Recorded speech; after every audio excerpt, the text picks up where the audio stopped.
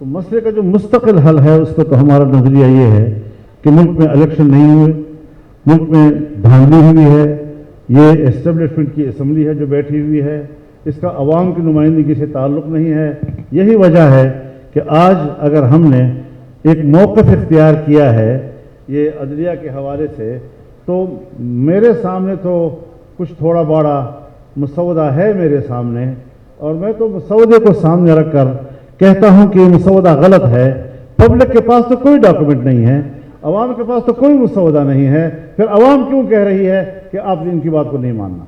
مطلب یہ ہے کہ لوگوں کے احساسات جاگتے ہیں، ان پر ریفلیکٹ کرتے ہیں، ان کو احساس ہوتا ہے، اور یہ ظاہر ہے کہ جب تک آپ کے ملک میں منصفانہ الیکشن نہیں ہوں گے، عوام کی رائے سامنے نہیں آئے گی۔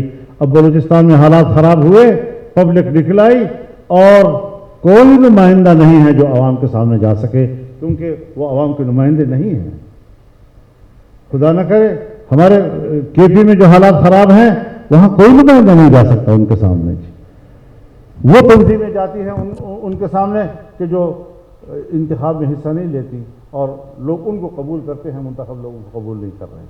تو اس کا معنی یہ ہے کہ وہ عوام بھی سمجھتے ہیں کہ یہ ہمارے نمائندے نہیں ہیں۔ یہ حکومتیں جو بنی ہیں کیسے بنی ہیں، یہ کہانیاں بھی وقت کے ساتھ ساتھ سامنے آتی رہیں گی، جیسے کہ پچھلی کہانیاں آج کل سامنے آ رہی ہیں۔ تو ہم یہی چاہتے ہیں کہ معروضی صورت میں تو اگر عدلیہ کو خراب کیا گیا، اس کے اختیارات کو محدود کیا گیا، یا بنیادی انسانی حقوق جس کو آئین تحفظ دیتا ہے اس کا دائرہ تنگ ہو گیا، اور جو استثنائیات ہیں وہ دائرہ وسیع ہو گیا، تو پھر آئین جو ہے وہ بیکار ایک دستاویز کی حیثیت رکھے گا، وہ کوئی مؤثر حیثیت نہیں رکھے گا۔ تو اس پر ہمارا یہ موقف ہے۔ اچھا مولانا صاحب، ایک پچھلے دنوں ختم نبوت کے حوالے سے آپ لوگ عدالت میں بھی پیش ہوئے اور اس کو ایک کامیابی کے طور پہ پیش کیا گیا، لیکن پچھلے کچھ دنوں سے بڑے افسوسناک واقعات ہو رہے ہیں کہ لوگ خود ہی فیصلہ کر رہے ہیں، پولیس والے بھی جس کو گرفتار کر رہے ہیں اس کو قتل کر رہے ہیں۔ عمر کوٹ میں تو لاش کو بھی جلانے کا واقعہ ہوا ہے۔ تو کیا جو مختلف مسالک کے علماء اس کے اوپر بیٹھ کر کوئی راستہ بنا سکتے ہیں؟ کچھ یعنی معافیاں مانگنے کی بات کی جاتی ہے، مفتی طارق مسعود امریکہ سے بیٹھ کر جو ہے وضاحتیں پیش کر رہے ہیں، تو یہ سلسلہ کہاں تک رکے گا؟ جی میں بالکل نہیں، میں اس میں عرض کرنا چاہتا ہوں جی، یہ سب ذمہ داری ریاست کی ہے کہ وہ جرم کو جرم سمجھے، مجرم کو پکڑے، اور قانون و آئین کی روح سے اس کو کیفر کردار تک پہنچائے۔ جب ریاست اپنی ذمہ داری پوری نہیں کرتی تو پھر یہ ناخوشگوار واقعے پیش آتے ہیں جس کا آپ ذکر کر رہے ہیں۔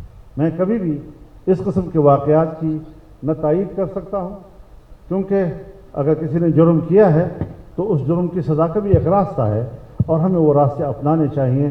لیکن جب ریاست اپنی ذمہ داری پوری نہیں کرتا تو اس قسم کے واقعات مختلف شکلوں میں ہوتے ہیں، مذہب کی صورت میں بھی ہوتے ہیں، قومیتوں کی صورت میں بھی ہوتے ہیں، لسانیت کی صورت میں بھی ہوتے ہیں، ڈاکے کی صورت میں بھی ہوتے ہیں، اور اس قسم کے پھر لوگ خود ہی فیصلہ کرتے ہیں کہ کس کو کیسے مارنا ہے، اس سے کتنا ٹیکس لینا ہے، اس کو میں نے کس طریقے سے یرغمال بنانا ہے۔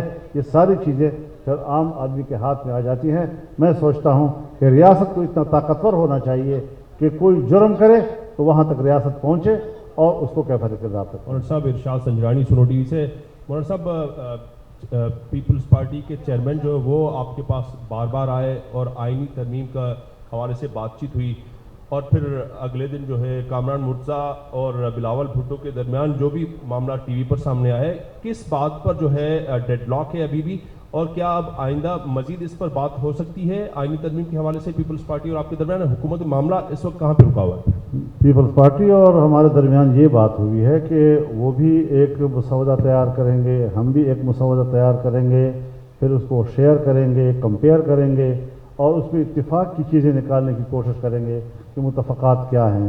تو اس پر کام جاری ہے اور اس پہ کوئی جھگڑا نہیں ہے۔ بہت